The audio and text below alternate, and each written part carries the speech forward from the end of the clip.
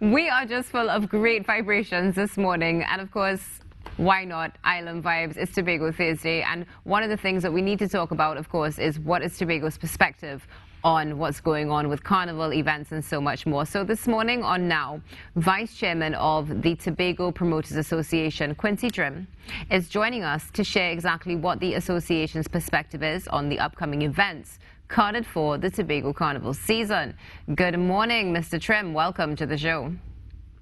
Hi, good morning. Thank you for having me this morning. Oh, it's a pleasure to have you with us, of course, on this beautiful Tobago Thursdays. So we really need to go straight into this conversation. We just came out of a conversation Kimberly was having about some upcoming events, and we're noticing a trend that we have a lot of Trinidadian artists in particular who are either in events, are headlining events, and so forth. So from your perspective, have sufficient Tobago artists been booked for the upcoming events? Definitely not. I think we needed to give more opportunity to Tobago artists to be recognized, such like Adana, Tam Tam, Simple C. But I think the pressure of putting on successful events really took a toll on promoters, and we needed the headliner artists to really draw the crowd, especially for the first year we have in this Tobago Carnival.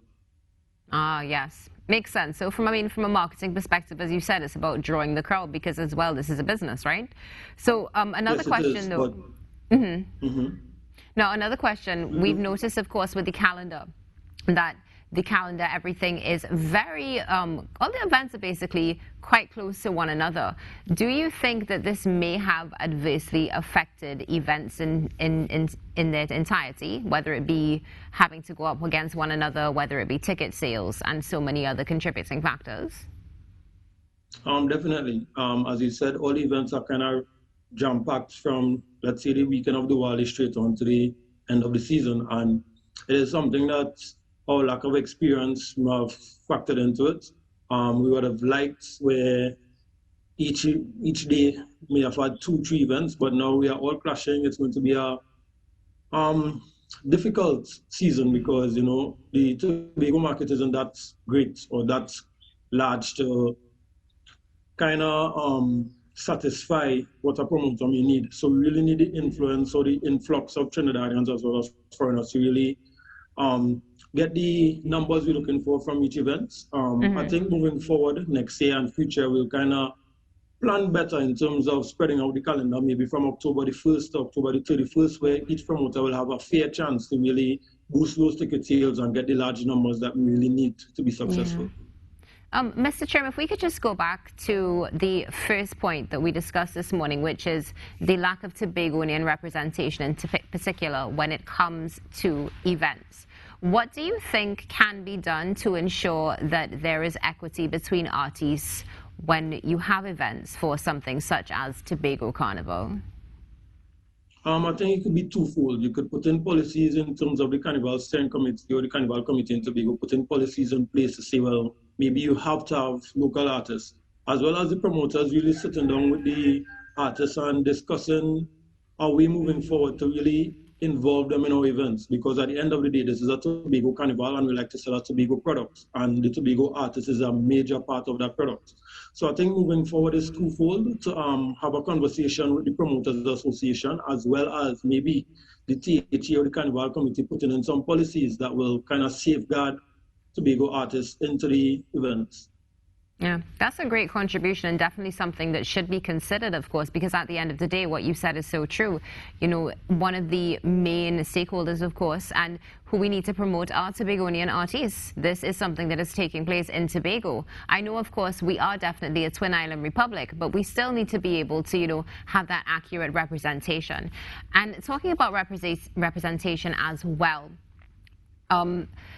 how do promoters feel with having, let's say, these smaller events, already having to deal with the fact that there may be more than one event on one day, and now having major events on the island? For example, we see Tomac taking place. I know that we have some other Trinidadian artists who are having events as well. Is there perhaps maybe a feeling of tension and concerns with Tobago promoters and these events? Of course, it is an exciting time for Tobago when you saw the Tomac concert being launched, because let's be real, Burna Boy in concert is something that most of the world will want to see right now. Yeah. I think it's a great product Tomac is producing, but I think time and place was a little off from my personal opinion, because as a promoter myself, it is very stressful to do events in Tobago. You do not get the type of sponsorship like the Trinidad brothers will have. You don't have the type of numbers. So you're already fighting a hard battle, and then you introduce major events like the Tomac Festival, you introduce the major events like Vibes at Boise, you introduce the major events like Carry People Breakfasts. So now the pressure is getting worse, because at the end of the day, you want to produce a good product with numbers, because you really want to stamp your name in this carnival for future carnivals. But it's very difficult with the major events that really taking place on the island this season. Understood. Because at the end of the day, they're already coming with perhaps some sort of following, some sort of brand, and sort of, as you said, putting that stamp. So let's talk about the perspective. How are locals feeling right now in Tobago about all the events that are carded for the month of October? Because I feel like we can't just say Tobago Carnival anymore. As you mentioned so rightly with Tomac and other things that will be taking place, it's definitely also a month of festivities. So how are locals feeling about that? And have you gotten any feedback from foreigners as well? Yes, actually, the locals, you having two different opinions. Some persons are very excited, because at the end of the day, we were in COVID for 2 years, so this will be their some persons' first carnival since 2020. And then you have other persons who are a bit confused, because we're really not accustomed to having 20, 30 events in a week in Tobago. So it's a new experience. People are confused. They don't know which events to go, because they're getting pulled by some of your favorite local committees, as well as Burna Boy or Vibes at Boise or the bigger promoters. And from a foreign perspective, persons are really just feeling it out. Most persons coming in on a Tuesday or Wednesday. I know for sure I have some personal friends who are coming in for the Burna Boy concert, and I've been trying to influence them or guide them to support the local promoters, such as your floats and bikinis on Friday, or your docket on Friday, or your Revel, or your Tobago promoter events. But it's definitely a mixed feeling of persons being excited as well as persons being confused. Persons also want to really just see how this first carnival goes, to see planning their way forward, because at the end of the day, we kind of launch late in terms of our event calendar. So you would not have the prior proper planning that our counterparts in Trinidad have, which means that myself, I've already done paid for costume in Trinidad. It is October, Carnival is February. So it's going to definitely be a learning experience this year moving forward, for it to really reach to the capacity or to the potential that it could have. It definitely could, and I hear you. I hear exactly what you're saying, especially when it comes to, promoting these local events, because at the end of the day as well, it's all about, giving back as well, and that domino effect. Of course, you support locals are able to eat, they're able to survive, and this is how we build a thriving industry.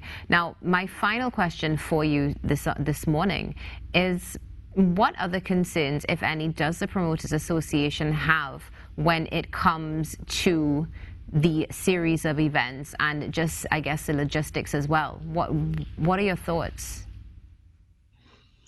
Some of our major problems will definitely be clashing of events, but we will have to take the blame on that, promoters ourselves, meaning that if we had planned or have open communication with each other, we wouldn't have that. But logistically is a nightmare, because you have back-to-back fets, maybe one on a boat ride, then you have to travel maybe half an hour to get to another event. Then definitely lack of sponsorship. We are a smaller island, so we may not have the 10 or 20,000 persons in each event, but you have to really look at it per capita. So maybe 2,000, 3,000 is a great event in Tobago, and I think that we need more corporate and major sponsors to be on board. I think for future conversations an open conversation should happen between the Promoters Association, Mass Band Association, as well as major corporate sponsors in Trinidad, to just get them on board so they could really get a feel of the Tobago market. But logistically, it's really going to be an experience, because we have never had this in Tobago where we have crashing of events or events back to back. And I think really and truly is a learning experience. It's the first year. I hope persons are not turned off or lose their excitement or motivation to do events in the future, because it's a learning experience. And I think that I'm hoping the THA helps buffer that in terms of sponsorship, in terms of expenditure such as the police service, security, stage and lights. I know it may come off as us being spoiled at times, but we really do need the assistance, especially the capacity of each event, especially with the major players coming from Trinidad. So I'm really just pegging this first year as a learning experience, and for us to just get back to the drawing board after this first event. We have the pros and cons, we have the do's and the don'ts, the good and the don'ts, and really just put out a better quality product next year. Definitely. Vice Chairman, before we close, can you just share with us a few of the local events that are taking place that you would like the public, of course, to know about? Definitely. I'll just share a few that I am personally attending.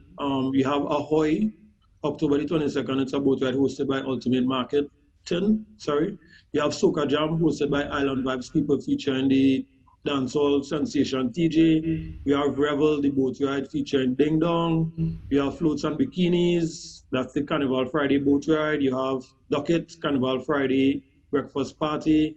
You have GTC coming over to Tobago with a beach festival. You have Bougie featuring Patrice Roberts. You have Soiree by our president, Erland Clark, who is joining up with Illusion Mass, the Carnival Saturday. You have a lot of events, and you have Eden. Don't forget Eden, headlined by Nadia Batson. So there's a lot of events. I implore people to please go support the events. The events are very difficult to do. There's a lot of events. Don't be frustrated. Just go support everyone. Pick and choose your favorite events as any carnival season, and really just go support your local promoters.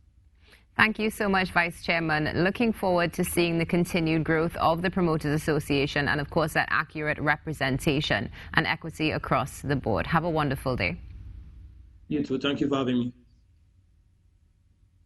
That was Vice Chairman Trim just giving the Tobago Promoters Association's perspective on, let's say, a month of festivities and, of course, Tobago Carnival.